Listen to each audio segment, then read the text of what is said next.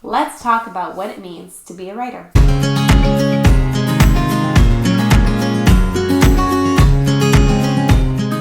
Welcome to Pen to Paper. I'm Leah Lindemann, and today is AuthorTube, where on Wednesdays we have a video here on my channel talking about writers' tips and author advice. Now today is I don't know what I'm saying here. Today is less of a writer's tips for the actual craft of writing. Today I wanted to kind of do a more discussion style on imposter syndrome. Are you a writer who deals with imposter syndrome? Let me tell you that imposter syndrome does not only affect new beginner writers, but it also affects seasoned writers. Even in my 5th book that I'm writing right now, I still get imposter syndrome. I think I've battled the last of it, let's hope. But self-doubt is something that all writers must contend with. And today I'm hoping that maybe we can discuss what we can do as writers to combat that.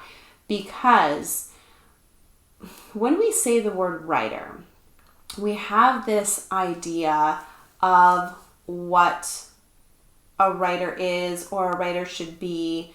We perhaps sometimes think that a writer should be published, or a writer is someone who holds themselves away for hours on end, all alone in their house, surrounded by a beautiful garden and in a very quiet little town. Sometimes we think of writing as being a writer is being well known or famous or having a huge platform. The thing is, being a writer is none of those things. Not that as a writer you can't have those things, but being a writer is exactly this: someone who writes. So if you write, congratulations, you're a writer.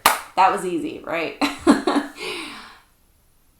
But yet you still feel that perhaps you are not deserved enough to wear the mantle of writer. Author, on the other hand, tends to be an adjective that we use, a noun that we use to talk about someone who's actually published, or maybe not even published, but someone who's actually finished a work of length, like a book, or it could be a collection of poems. That's the connotation behind author. So let's talk about what a writer is and qualities that I see a steady writer having. And if you do not have those qualities, but you do write, then maybe these are qualities you can work toward that would help you understand and know that you are a writer. But as I said, if you are writing and if you're making a habit of writing, then you're a writer. You may not be a published author, but that's the thing. You don't need to be a published author for your work to have a life of its own. You don't need to be published for a story to not have its own merit. It does, whether you're published or not. And the great thing is that you are the only one who can tell your story the way that you've told it. No one else has the experiences, the perspective on life, the belief system, the influences that you've had, or exactly like you've had. And so all these little pieces in your life bring forth or help craft this story that you're meant to tell.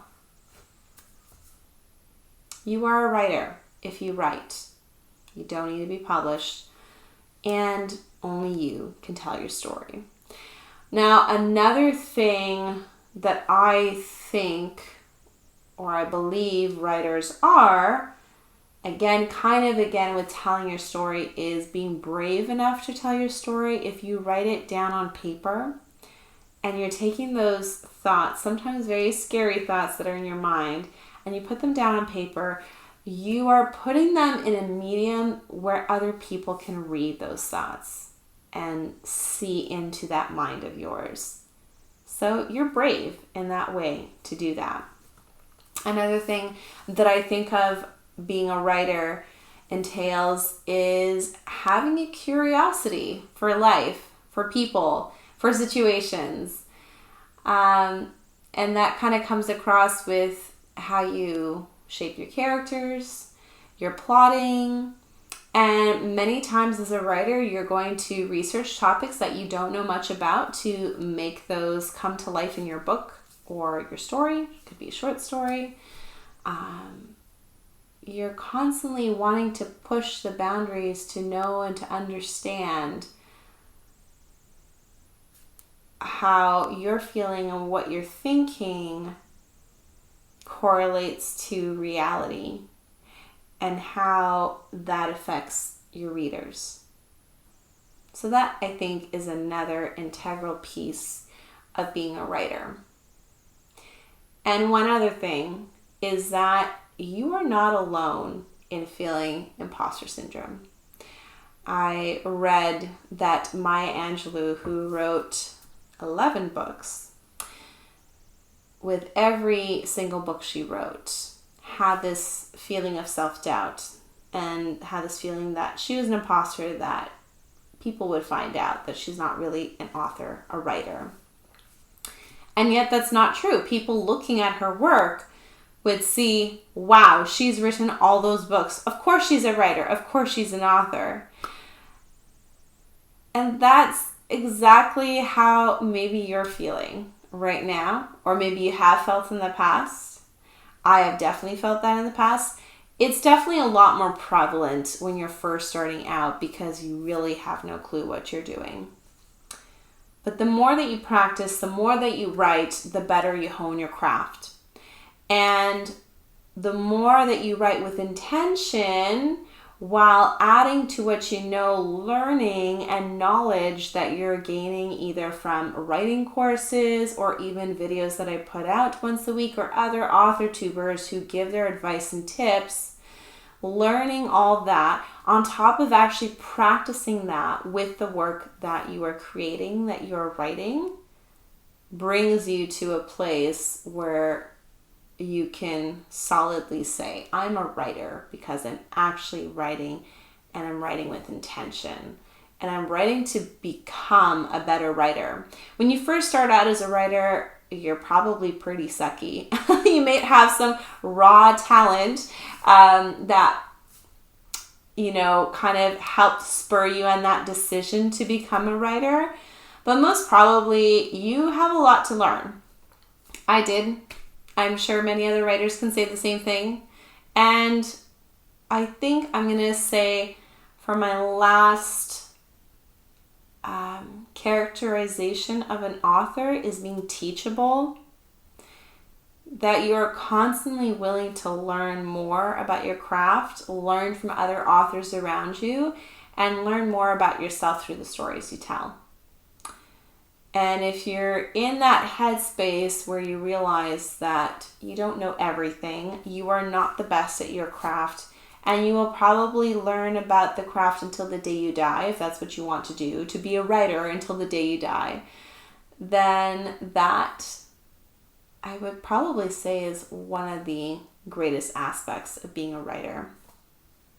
That's my 2 cents on being a writer. So if you feel that a lot of these characterizations connect with you, that you actually do these things, or you aspire, or you're working toward being these things, don't kid yourself. Don't tell yourself you're not a writer, because you are, and your story has merit whether it's published or not.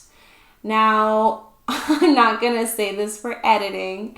If it has really bad grammar and you need a little bit more cohesion to your sentence structure and your paragraphs and your overall story, well, then get an editor in there because they can help you with that.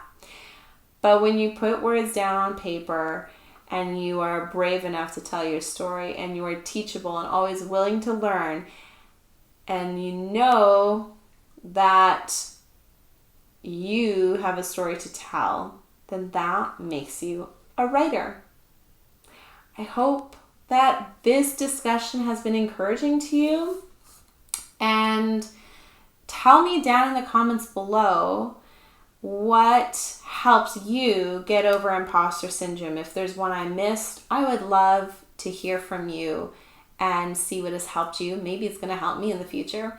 I hope that whatever, again, as I said, has helped you overcome imposter syndrome.